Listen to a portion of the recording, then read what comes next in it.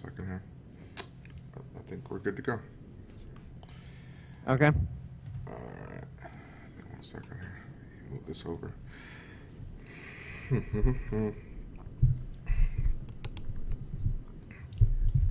Go over, you piece of crap. Why the hell? It's just not. Alright, whatever. Alright, you ready? I think so. Alright. Hey, what's up, everybody? Welcome to the Movie Backlot Podcast, your weekly movie news podcast. As always, my name is Steven. I am joined this week by Alexander.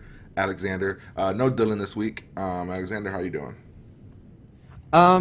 Still trying to adjust the fact that it's actually Sunday, because I was over at work today, and for some reason I kept thinking it was Monday.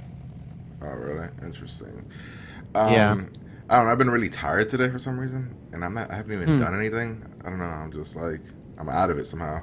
But pretty much, ladies and gentlemen, the Movie Backlot Podcast is on iTunes, Podbean, Stitcher, everywhere that you need your podcast things at, I guess. This is a show where we talk about movie news, Blu-rays, what's coming out this week, the box office numbers. We try to give our opinions on everything. I think that's everything, right? Yeah. Let me just... Yeah. All right, ladies and gentlemen, we usually like to start the show with the box office numbers, talking about what big surprises happened this week, what caught our eye, or anything like that. I didn't go to the movies again. I haven't been to the actual theater in like about 2 or 3 weeks. Just nothing is really... I've not wanted to see anything besides probably Finding Dory, and I still haven't seen it. Speaking of Finding Dory, going through the top 5 at the box office, we have Finding Dory, which made $73.2 million this week. Not a big surprise there. I think it had a decent drop. I want to say the drop was about 40%. I don't have the number here, but I'm guessing maybe a little bit, maybe 40%, I'm guessing. Probably. Independence Day Resurgence made $41.6 million, and I guess they're calling that a disappointment. Why is that a disappointment? I don't get it. Well, I think maybe because it opened at number 2, and how much did this thing cost? I have no idea. But I'm just seeing everybody say it's a disappointment. I'm like, really? I mean, what were they expecting this to hit? Like 70?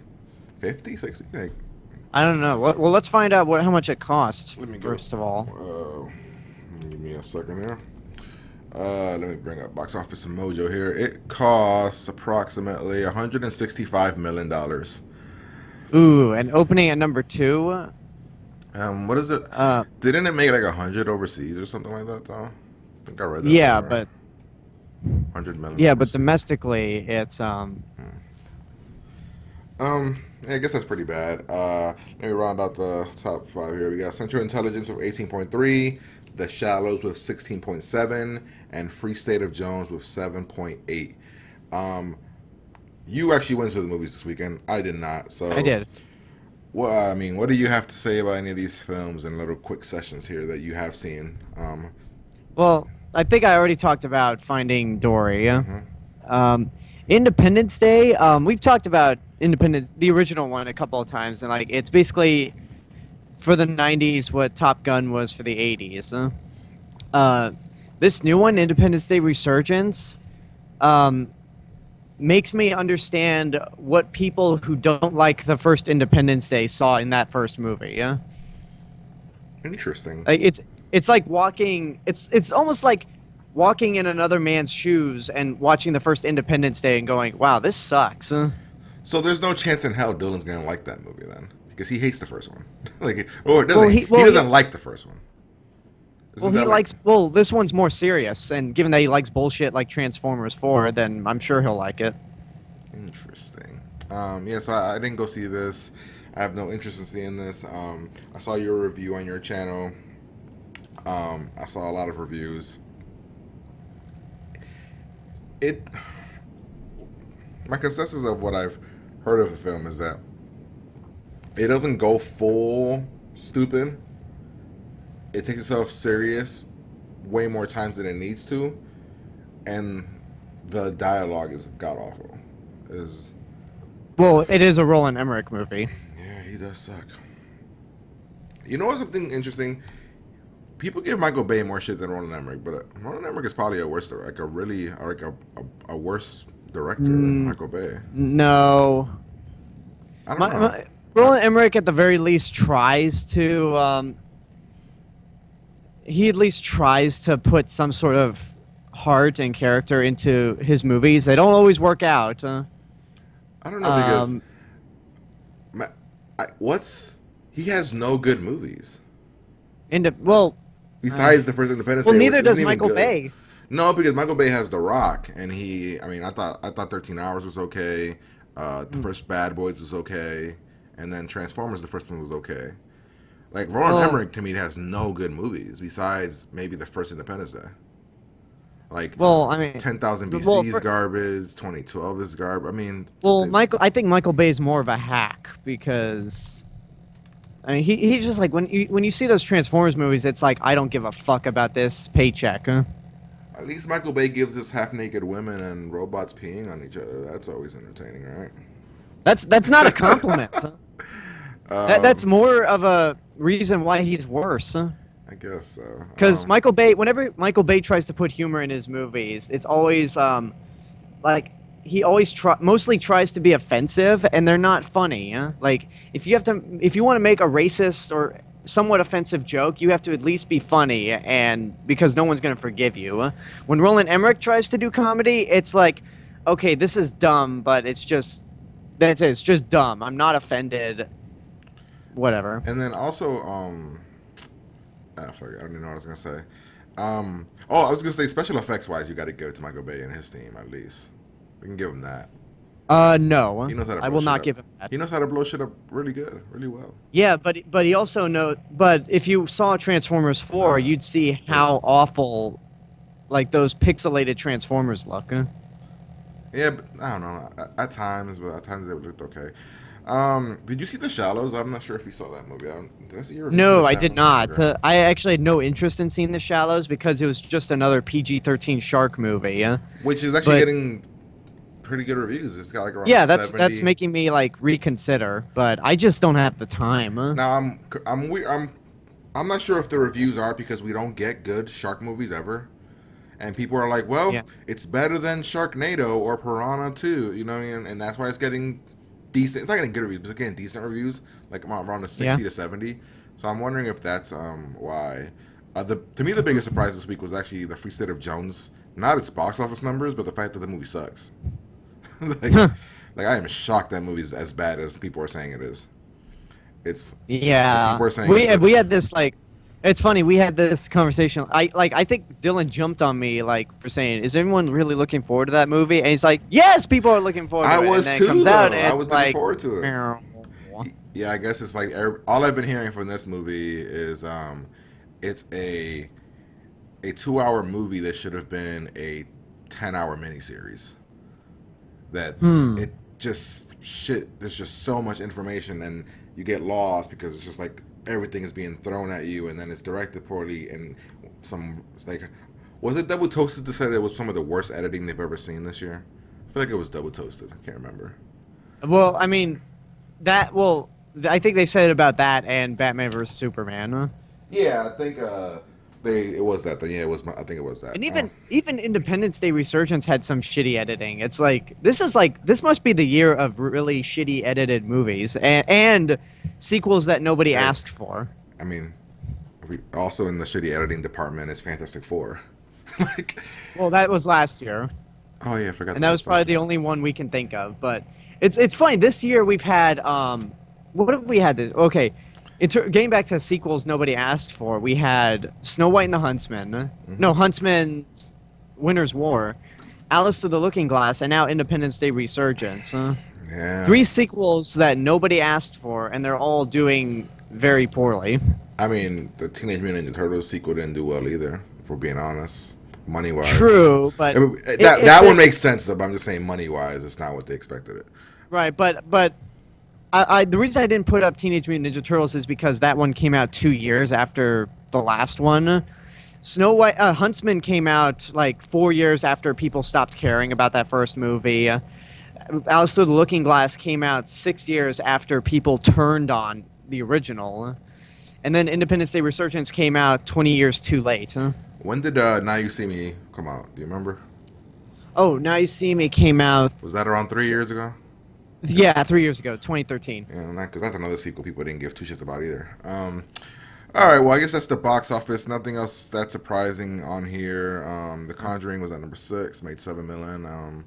Yeah, Central Intelligence, did pretty decent for its second week. I'm not sure if they're happy with what it's making so far, but because you have The Rock and Kevin Hart, but they're not. Well, it only cost $50 million, and domestically, it's made 69.3 million. So they're golden. So it's doing pretty well.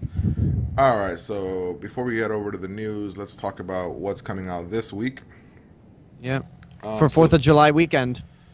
And I gotta say, this is a good weekend, a weekend where I'm gonna go to the movies because we have two movies that I definitely crowded week. We have The Legend of Tarzan, which I'm actually looking forward to really a lot because of the fact that the trailer sold me. Like I love this is like one of the best trailers for the movie, any movie coming out this year for me. The first one, with the music and everything, at least until the point where it goes black. I don't count anything after that. Like the ending, once the title comes out, and then I don't know where it shows him and land or something. I'm excited for this. Then we have the BFG. I know that that's not going to be great Spielberg, but I do want to see Spielberg getting back into fantasy and doing things like that. So I'm definitely excited about that. And then we have the Purge election year, which the Purge films always do pretty well. But I thought these movies always came out closer to October. No, the first Purge came out in June, and then the last one came out in July. Interesting. Okay, so are you excited about any of these three films? It will BFG because, like you said, it's Steven Spielberg. Huh? As for Tarzan, I don't know. Like, I don't know. I mean, it looks good. It looks good to me. It might suck, but it looks good. It looks like it could be good, but I don't know. But I mean, at the very least, if this flops, then at least David Yates will go, well, thank God I have Fantastic Beasts and Where to Find Them coming out later this year. Oh yeah, plus it's David.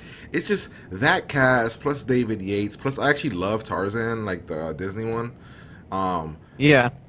I am a little skeptical and worried about this movie because I've seen a few TV spots for it, and the TV spots have been showing him like on land, like in society a lot. So I'm like confused as to it. Like I'm expecting this to be like an origin story, like and everything, but from the TV spots, it's looking like we're gonna get a lot of this movie is him living in society because I don't know. There's a lot of spots where he's already with Jane and they're having conversations with Christoph Waltz, and I'm like, I don't know. But I am excited. It's David Yates, great cast. I love Tarzan, BFG, Spielberg. So I think that's pretty much it with what's coming out this week, right? Yeah. All right, let's head over to the movie news.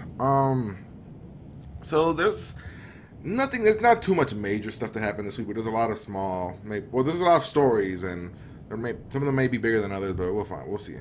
The first one is Gareth Edwards and producer Kathleen Kennedy finally addressed the reshoots.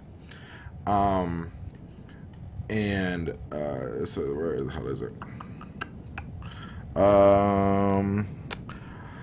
Okay. Speaking to Entertainment Weekly, both Kennedy and Edwards set out to squash the rumors.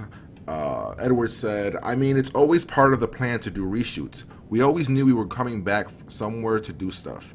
We just didn't know what it would be until we started sculpting the film in the edit." Let's see what else we got here. There's a lot of little things that we have to get, but it's all about little things within the pre-existing footage. I don't know, you get the gist of it. Pretty much he's saying there's no major things about the film, that this was all planned. They were always going to do reshoots. But there was something in one of these things that caught my attention, and it was him saying that it was hard. It's been something about like it's been a production or a scheduling nightmare or something like that, because people have already moved on to different films.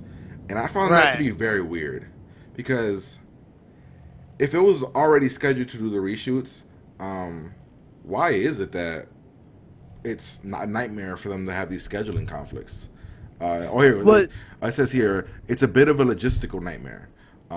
So I found that very interesting. I'm like, now when it how is says that logistical nightmare when it was already set for them to have 6 weeks, 8 weeks, however many weeks they were saying, but then all these people have already moved on.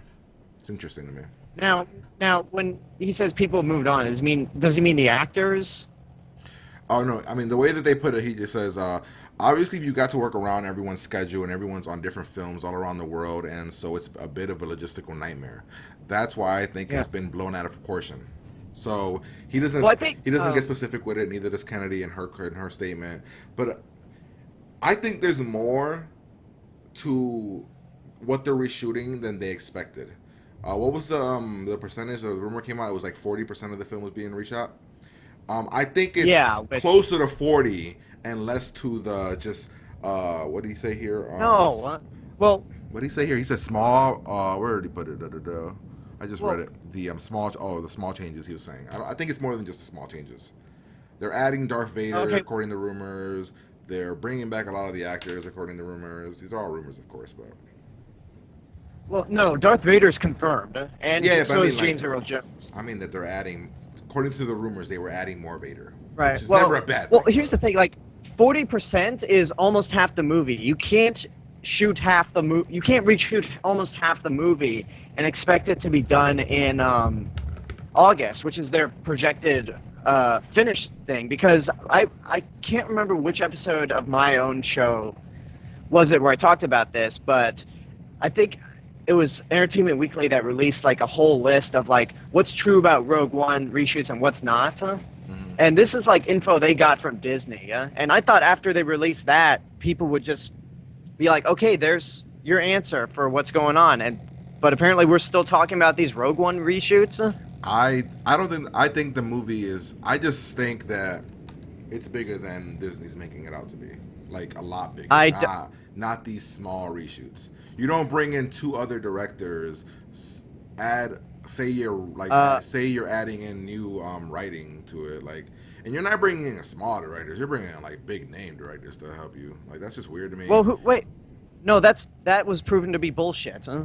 No, Like the even guy from Bourne and then the guy from McQuarrie. Those two guys were on. no, Mr. No, what's his name? McQuarrie just said he's like Writing. Or he was whatever, doing punch up work for the script, and he even said to Twitter like, ask me questions about the Rogue One reshoots because most of what you're hearing is bullshit. Huh?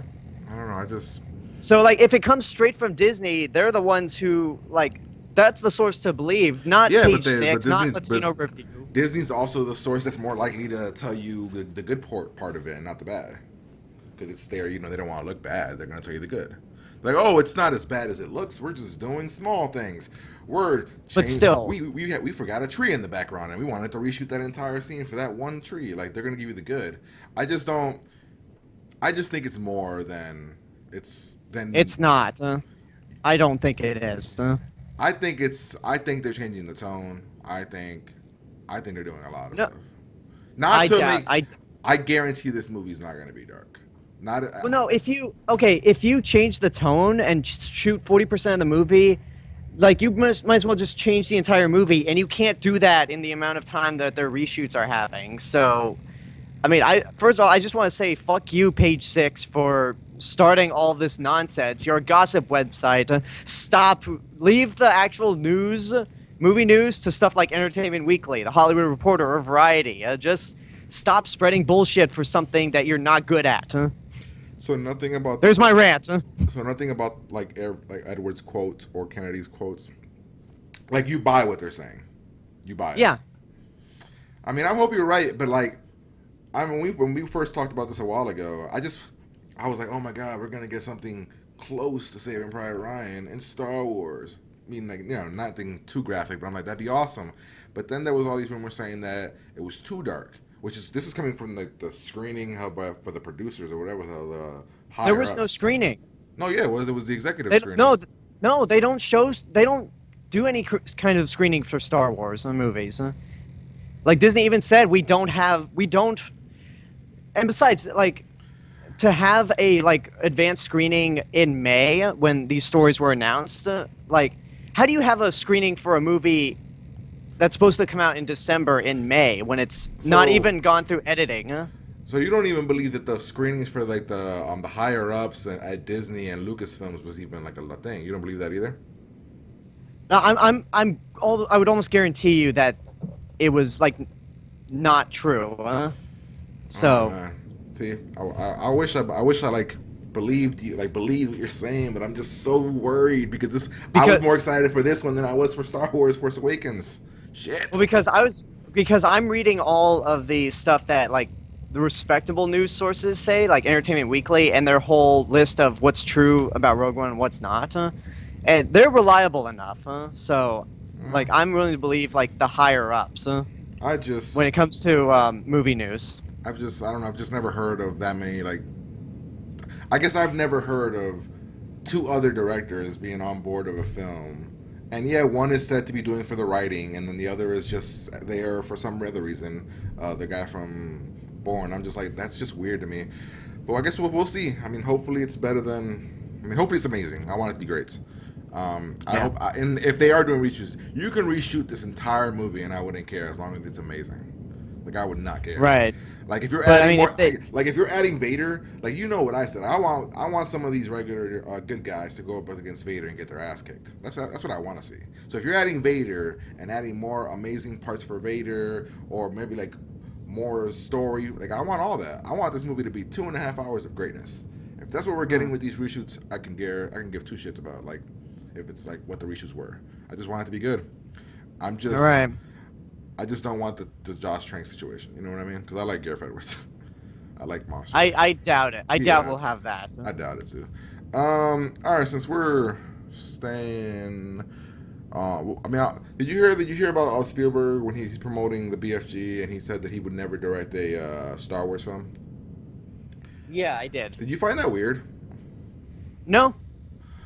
Like that he said he has no interest and would never want to direct a Star Wars. Like I'm like, why would he say? Like I don't get why. I'm like, is he too closely attached to Lucas? Is that a thing? I mean, still. Well, that's actually the reason, because I think he was actually offered to direct Return of the Jedi back in the 80s. And also, The Force Awakens was like his right, and then he suggested JJ. Is that like that was like a rumor, right? I think so, because well, I mean, because George Lucas or Star Wars was something that his best friend made. Yeah.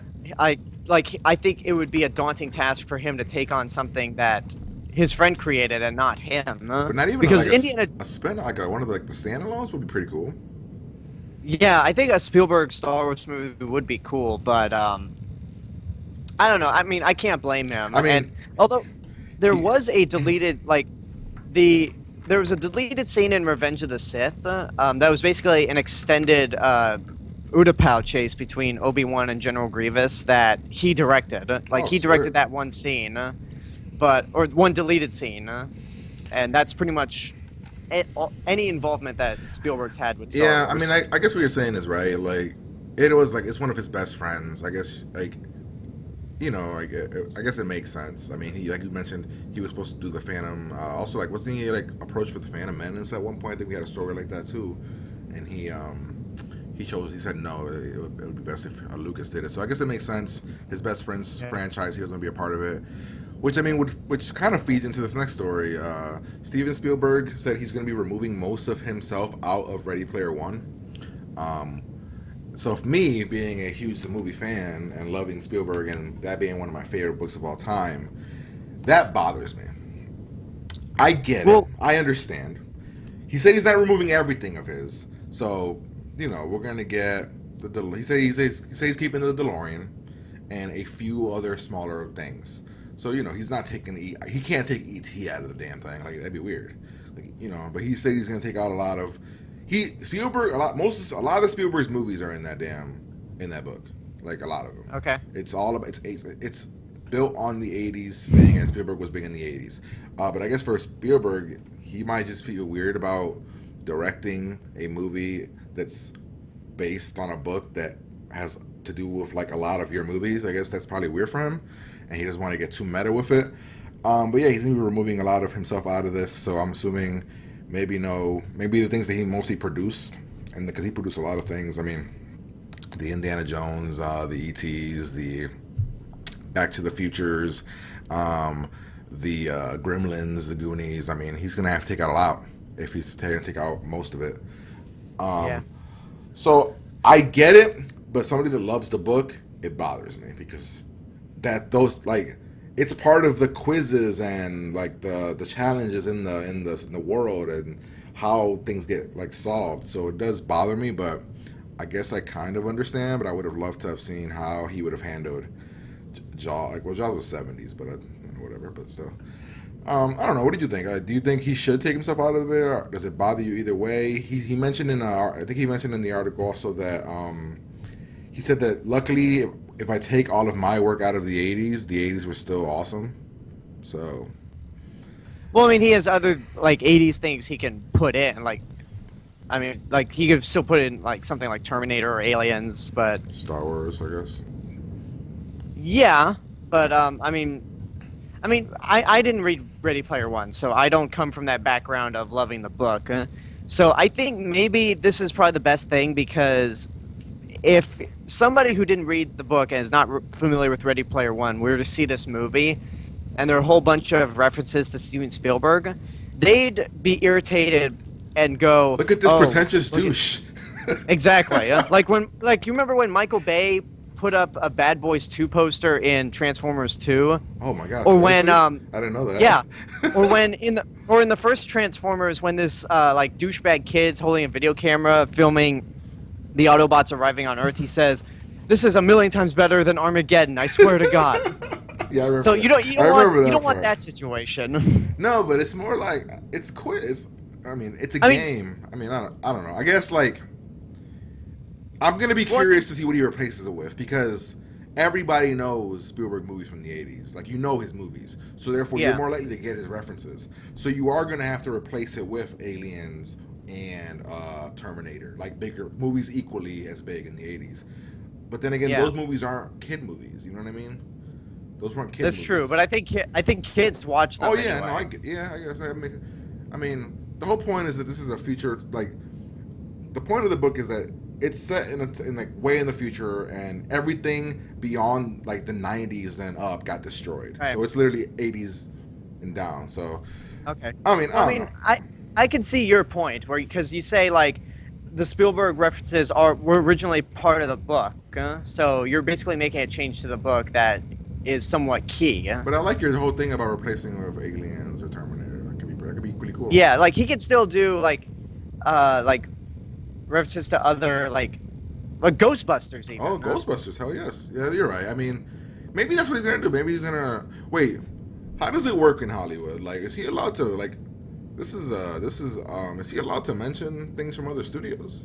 Is that a go? I think if you get like you make deals or something like sort of like what they did with maybe what they did with the Lego Movie because Lego Movie is distributed by Warner Brothers and they managed to throw in Simpsons, Ninja Turtles, and Star Wars in there. I agree.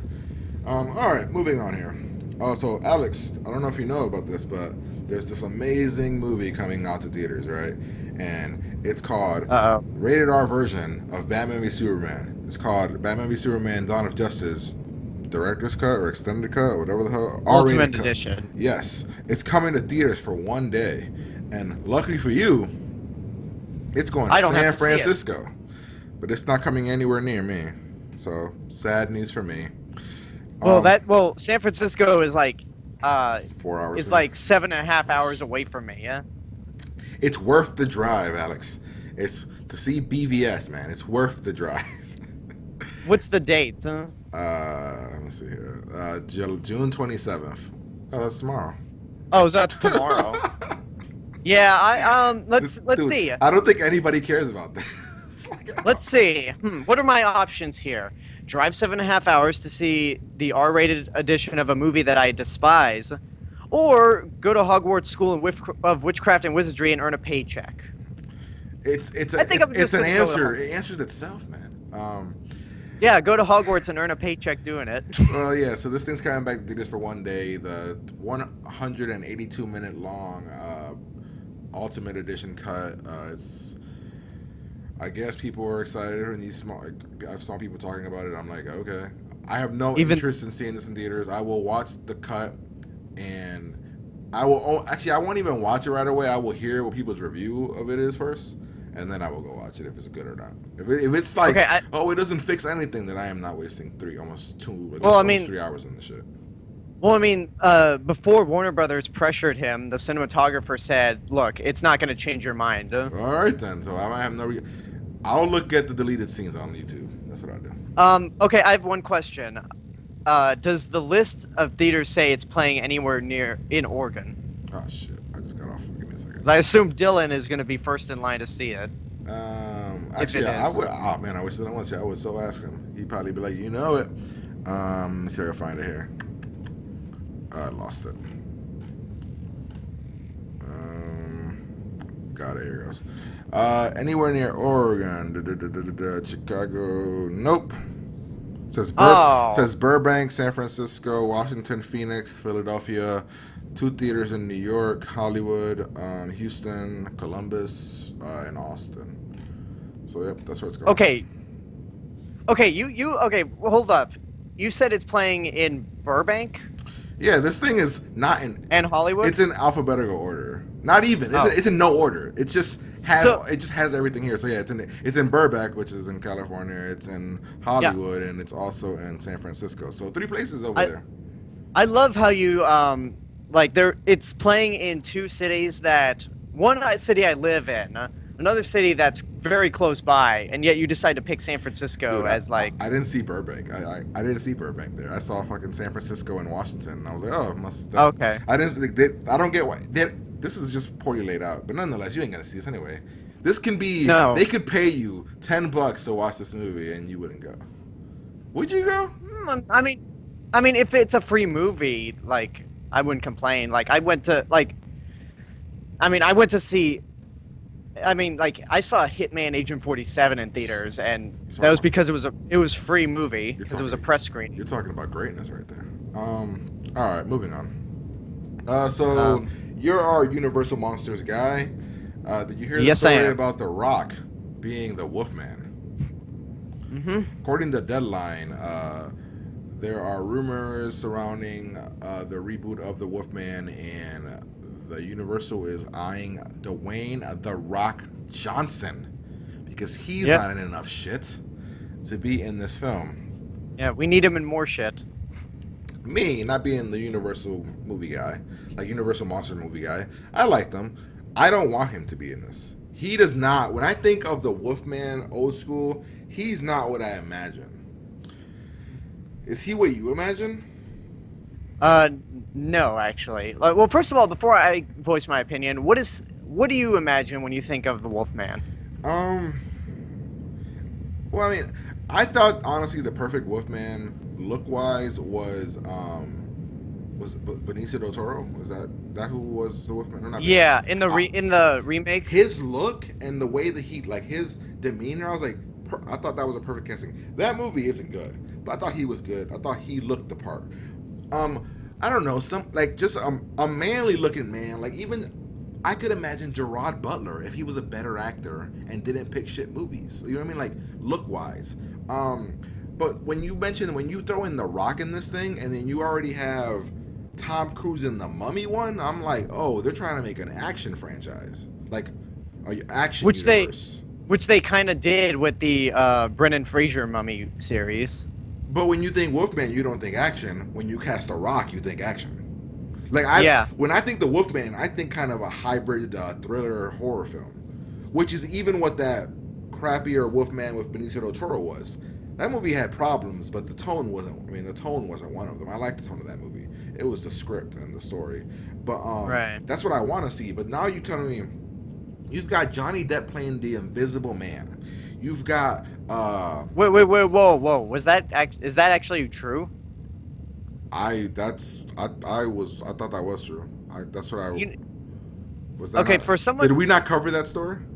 I don't think I've even heard of that, but I gotta say, like, for someone like the Invisible Man who, is invisible, maybe you'd want to like get someone who's not as high profile. No, see, yeah, Deadline in February said Johnny Depp to star as the Invisible Man in Universal Monsters films, and then we also have Russell Crowe is playing Mr. Jekyll and Dr. Hyde or whatever the crap. Dr. Jekyll and Mr. Hyde. There you go. Yeah, that guy. So yeah, so we're getting A-list actors here, but you're also getting actors that, like, they're not. Let's be honest. We haven't seen Johnny. Oh, I mean, he did do that one last year, Black Mass. But besides that, Johnny Depp doesn't do serious. Now, I haven't watched the Invisible Man film in a very long time. And I'm talking about the black and white one. I remember seeing that movie a long time ago. Is that movie in any way, shape, or form a comedy? There are a few comedic elements to it. So, Johnny Depp, yay for that character? Does it work?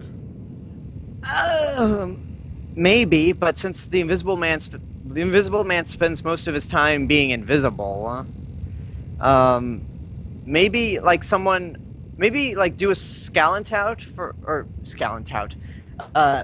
scout for like someone a little less profile. That way, like, you don't have to pay him as much, and you don't have to worry about showing his face a lot. They're going high profile with everybody. Like Russell Crowe, Johnny Depp, Tom Cruise, and Dwayne "The Rock" Johnson are your like headliners for your universe. They're going all out with this. They're putting a lot of money behind it, and I don't know what The Rock's Wolfman is going to be, but when I look at the Wolfman is supposed to be like a regular man who can't defend himself, then becomes the Wolfman. The Rock, he's probably scarier than the regular. He's probably scarier than the regular Wolfman by him, like just him. He's huge. Yeah, and here comes in my thoughts on him being the Rock, being the Wolfman.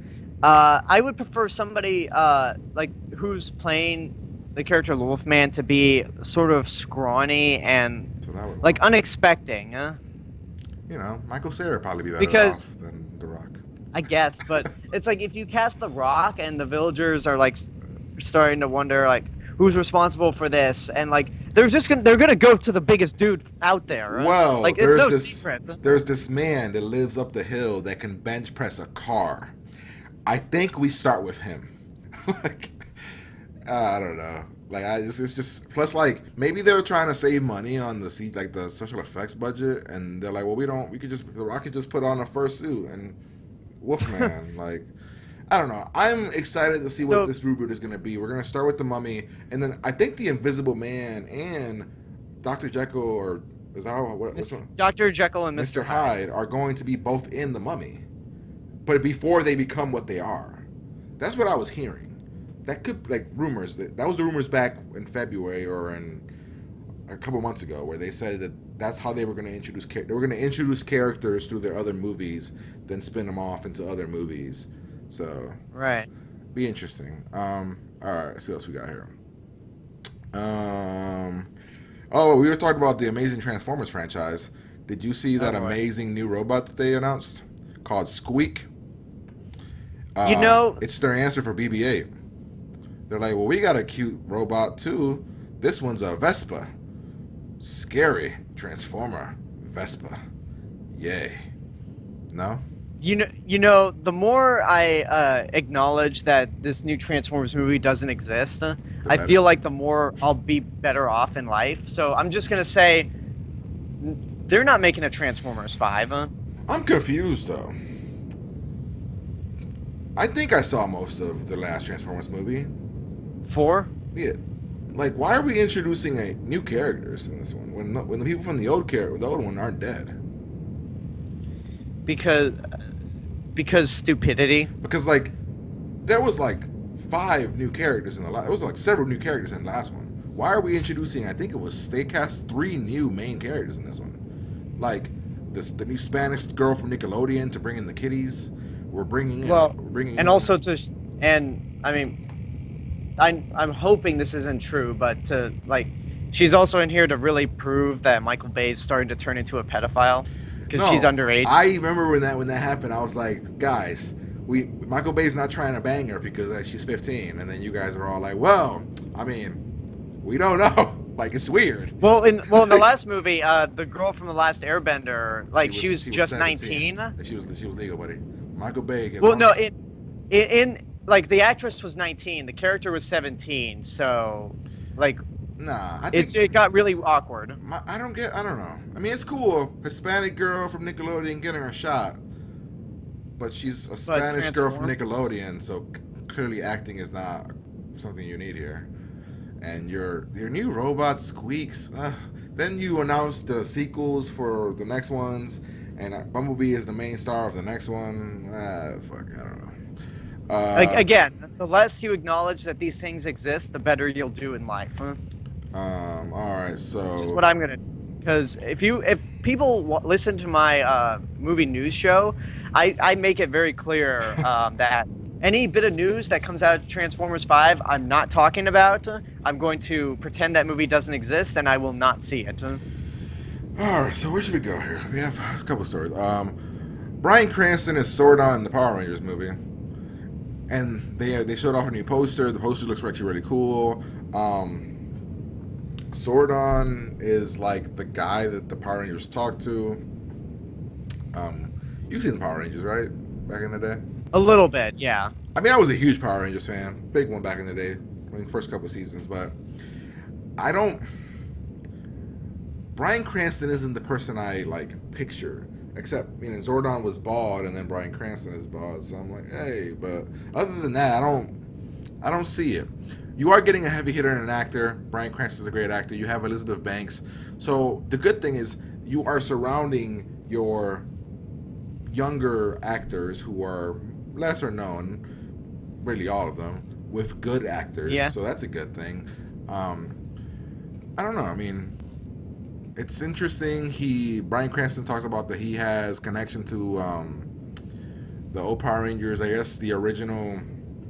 In the original Power Rangers, the Blue Ranger was called Billy Cranston, which was named after Bryan Cranston. Like, that was a nod to them. Yeah, Bryan Cranston went on Twitter and he was like, "True or false? Blue Ranger Billy Cranston was named after what actor?" Trying to be a smartass. Yeah, it was named. It was like a thing for him. I think that was during Malcolm in the. Was that Malcolm in the Middle days? I don't know. Yeah, so that's happening. I just figured I'd mention it. I don't really care too much about that movie. I have to see. When it comes to these things of bringing movies from the 80s to now, have any of them worked? Like, from the 80s. Well, like these think. kid things, like 90s, 80s things, have any of them really worked? We saw what happened with Gem and the Holograms. I didn't put this in here, but they cast He-Man and the Masters of the Universe. There's a thing going around that they got that dude from Twilight, the guy that was also Hercules. He's in it, so that movie's going down the drain. What's that kid's name from Hercules? Twilight fucker. God damn it. Twilight fucker. What's that kid's name? It's big dude. We'll just go with that. Twilight fucker. Well, one of the Twilight kids is being He-Man or in He-Man, so that movie's not gonna be good all the way, and that's being directed by Mick G. So dear God. Yeah. So then when it comes to Power, all these nostalgia films. You're bringing them back, Ninja Turtles, and it's like none of them work. They don't work. Yeah. Because you're like, they instead of just giving what it is, like being as corny or being as cheesy, or like you try to take it too serious. Like, if you're gonna do a dark Power Rangers, then I want you to do that fan film that happened a couple years ago. That's a dark, cool film. But if you're gonna do the regular Power Rangers, just go full on stupid. It's what it is. It'd be fun. So. Well, here, let me say this about Power Rangers, and this might be like something that'll give it an edge over stuff like Transformers, Ninja Turtles, or He-Man. Those are all originally animated properties. Power Rangers is live action, so I think it'll be a little easier to like translate it into film because it's already been in live action before. I guess. I mean, we'll see what happens. We got some King Kong news. It was reported that it was reported that this King Kong will be the biggest ape by far. Which is actually incorrect, but go ahead. I mean, where it goes? Director Jordan Vogt Roberts has big plans for his upcoming monster movie. Wait, who's directing this movie? I thought this movie was being directed by Wait, I thought they had a different director for this. No, that's their guy. That's the guy. So he says that this is going to be the biggest Kong there's ever been. Not 10 foot, not 30 foot, but 100-foot ape. That doesn't seem that big, but nonetheless, there you go. Well, Yeah, so there you go. This film has a ton of actors: Brie Larson, Tom Hiddleston, Samuel Jackson, John C. John C. Reilly. This thing is loaded. And it comes out in 2017, and right after that we get the Godzilla one, and then after that we get the Godzilla versus King Kong, whatever the hell. Yeah, the long overdue rematch. And we talked about the fact that as big as they made Godzilla in the legendary one, we had to have a big ass King Kong. But 100 foot doesn't even seem that big, does it? Is that big? Well, I mean, it's okay. Let me since obviously I started this story saying that this King Kong being the biggest one is actually incorrect. Yes. Let me clarify what I mean by that. 100 feet is actually not that big, but 100 feet for King Kong will make it the biggest North American King Kong.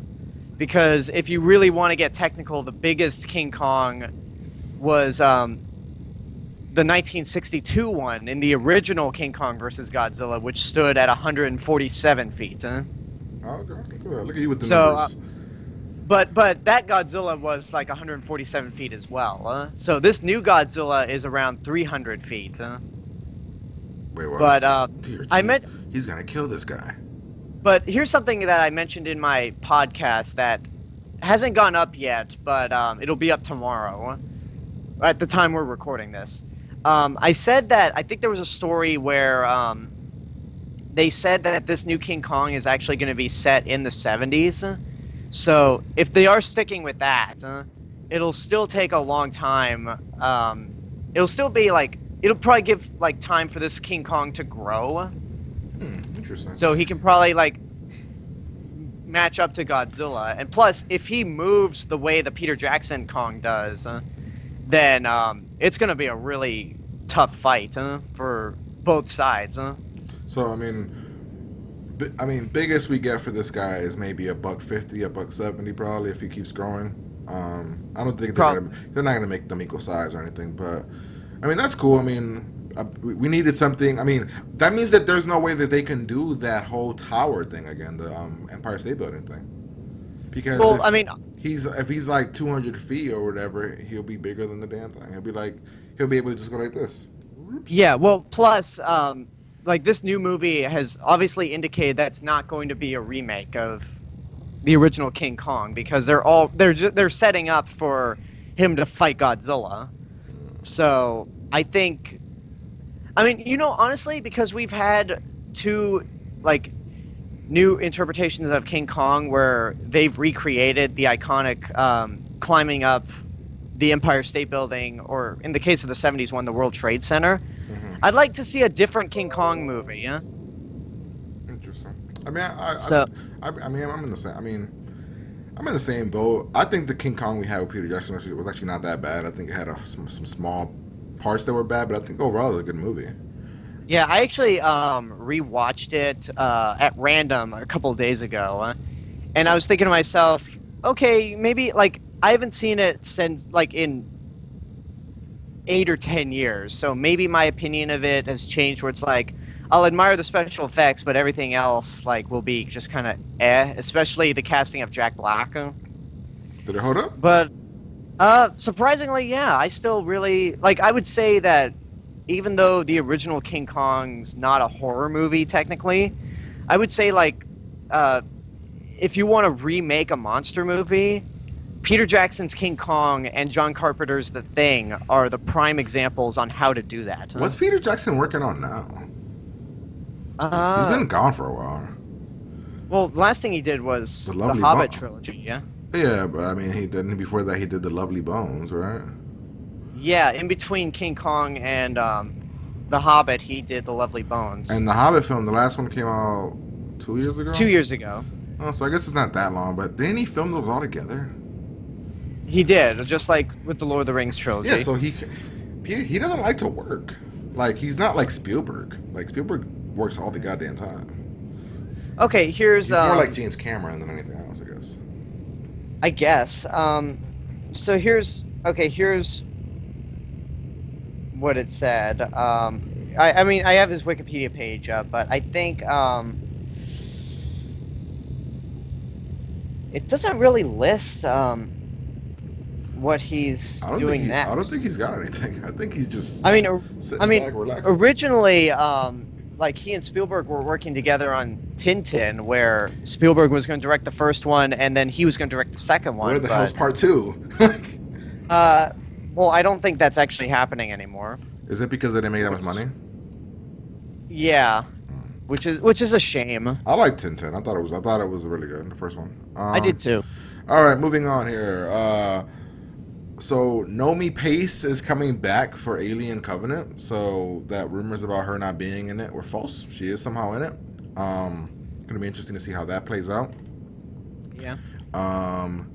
Bruce Willis is working on a film with Eli Roth, and we're all just here hoping that he gives a shit. It's called Death Wish. It's a remake of a 1974 film that I've never seen, but I heard great things about. Yeah, if it's an action movie, he's probably not going to give a shit. Huh? But it's Eli Roth, though. He tries when it's good. Well, that's true. Eli Roth's not a good director, but he's not a bad director. He's a pretty good one. He has his heart in the right place. Huh? So they announced who Forrest Whitaker's character was in Rogue One, and it's a character that appeared in Clone Wars and has been mentioned in Rebels very often. I have no idea who he is because I didn't watch Clone Wars. I went into Rebels, straight to Rebels. But from what I heard is that he's a very dark character. He's seen some shit. He was trained by Anakin. So cool shit like that. So at least we know who he is. Right, which is interesting because for the longest time, like I've said, don't introduce anything from the animated Star Wars stuff into the live-action films because people aren't going to know who they are. But if they set him up to where they're reintroducing him to people who only watch the movies, then maybe it could work. Yeah, plus he's not like the main character, and he's not like it's that we don't even have to know him being trained by Anakin could be super a conversation, you know what I mean? Like, I used to be trained by a Jedi, or you know what I mean? It could be simple conversations. It's not like taking like Ezra or major players from Rebels. Like if you were gonna take people from Rebels, it'd be like secondary. And he from Clone Wars, from what I heard, he wasn't only in he appeared here and there, but he had like maybe a 4 to 5 episode arc. And then he would appear sporadically, and I heard his arc was one of the best ones because it was dark as hell. So Bob Iger, who is the boss over at Disney, has said that after this Indiana Jones 5 isn't a one and done, that they will be continuing the franchise after that. Right now we're focused on a reboot or a continuation and then a reboot of some sort, are his exact words. I've heard some interesting things saying that maybe after this Indiana Jones film, you you either go with a young Indiana Jones and go even further back, or you introduce a new team. I think it was John Snepp who said introduce it in like the Raiders of and then that's how the movies keep going forward. Maybe that'd be interesting. I don't know. But they're going to keep going. They're not stopping, which makes sense. Or alternatively, remake the TV show Young Indiana Jones Chronicles. Indiana Jones in that thing was like 14, 13, right? Well, he was young. It was kind of like expanding upon the prologue in Last Crusade. Yeah, wasn't it also like these were like stories? Old Indy was saying, wasn't Indy like super old in the show, and then he was telling the stories, and that's how it was. Yeah, I think that Harrison Ford appeared in a couple episodes. I actually haven't seen the show myself. Interesting. So I'm actually the wrong person to give advice on it. All right. The last bit of news that I have here it's not even. I mean, it's news, but I just find it funny. So Justice League will no longer be a 2-part movie after all. Which, go ahead. But I just find that funny because they had this whole plan and it was a 2-part film, and now it's like we fucked up, ladies and gentlemen, and this film is going to be one thing, and then part 2 is going to be something completely different. I don't know. I put something about Facebook or on Twitter that was like they announced who the new villain of Justice League was. Did you see it? I did. Could you elaborate? It was on like that? It was just like it was like oh look, they announced who the new villain of Justice League is, and it was like, oh, it turns out it's Zack Snyder. I just thought it was funny. I was just like, oh, that's messed up. It's funny. Yeah. So Oh.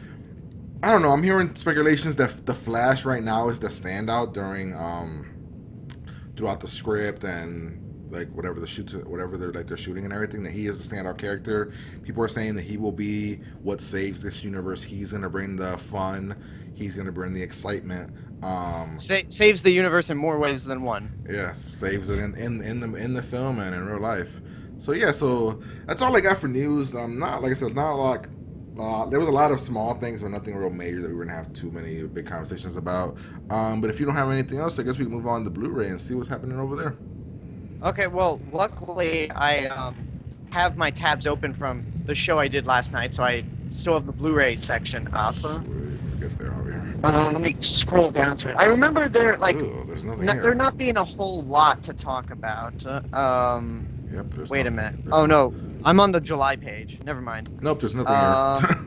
There's like 3, 1, 2. There's a couple. There's a like handful of stuff that's worth mentioning. One of which is Kung Fu Panda 3. Yep. Yep. I haven't seen it yet, but I do like the Good Kung Fu job. Panda films. Yeah, I thought it was good. I thought out of the 3 movies, it was probably the weakest, but still very good. Not great. Mm-hmm. We have a documentary on Ray Harryhausen called Ray Harryhausen's Special Effects Titan, which is, as I said, a documentary on Ray Harryhausen. And then we have 2 Criterion collections. One called Clouds of Sils Maria, which stars... Oh, that's that Kristen Stewart movie. yeah, it also stars Chloe Grace Moretz and Juliette Binoche. I heard that movie's good. And apparently, Kristen Stewart won the equivalent of a French Oscar. Yeah, I that- heard she's like really good. I heard this movie's all around like a really tense good movie. So I'm definitely curious to Right. see it.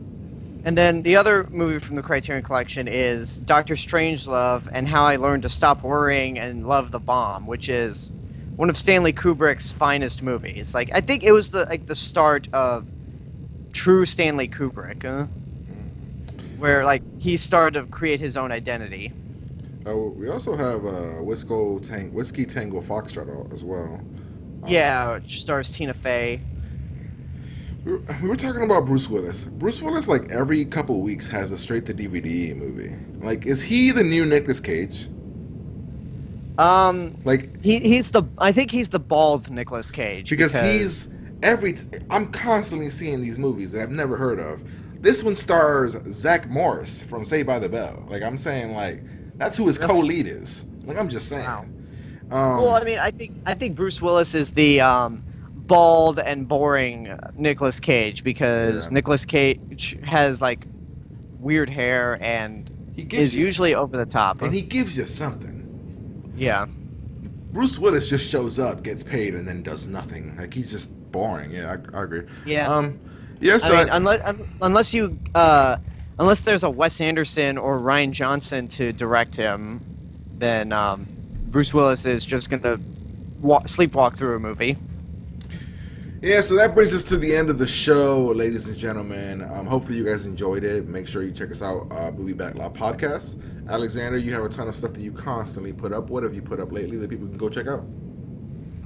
What have I not put up? Wait, let me pull up my page because I have my iPad up. Okay, so I posted a couple of things since our last recording. I have part 2 of my Pokemon Fire Red Let's Play.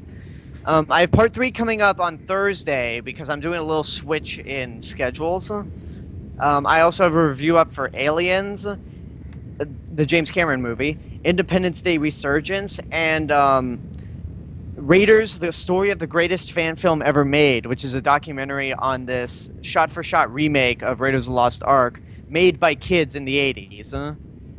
It's a really fascinating documentary. I think it premiered at South by Southwest last year, and it's like getting very, very limited release. Because, I mean, I saw it at Cinefamily. And then, yeah, this week, I'm going to have part 3. This week I'm going to have part 3 of Pokemon Fire Red. I'm going to have my review for the original Ghostbusters because we got that new one coming out soon. Did you hear that story that they're going to bundle the new game with the movie? What? Like when you buy a movie ticket? When you buy the game, you get the movie. That's a real Wait, thing. you get the original movie? No, you get the new one, the new one coming out. When you buy when you buy the game, you get the new movie. So you basically can watch the new movie at home, huh? I'm like, what? Like, how does this work? Like, I buy the game, which comes out, I believe, end of August or September. But if you buy the game, you get the brand new movie. And I'm like, is Sony that worried? I'm gonna have to look that up. Huh? Are they that worried? Like, oh shit, guys. But whatever. I mean, yeah, I'm reviewing the original Ghostbusters, and then it also should be mentioned that if you didn't catch last week's show, I announced that I'm stepping down as a regular host. So next week is going to be episode 100, which will be, hopefully we'll have Dylan on board because that'll be the last one with me in it as a regular. Yeah, and I mentioned that after that, me and Dylan are going to try to figure out what we're going to do and figure out like maybe a format or something different, maybe to end this like the 100 with us and then try to figure out a new format or something. I don't know. We'll figure something out. But for me, I constantly tell you guys that I'm going to put up stuff and then I get too busy, don't want to do it, get tired, don't want to sit at my computer for a couple hours edit. So maybe there'll be a Pixar top 10 coming out soon. Maybe there'll be a top 10 Batman movies coming out soon. Maybe top best video games of the year so far. These are all maybes. I have a ton of stuff up here. It's a question of putting them on the screen and then editing for hours. And motivation is what I need. But nonetheless, hopefully you guys enjoyed the show. We will be back next week to talk movies. See ya. Bye-bye.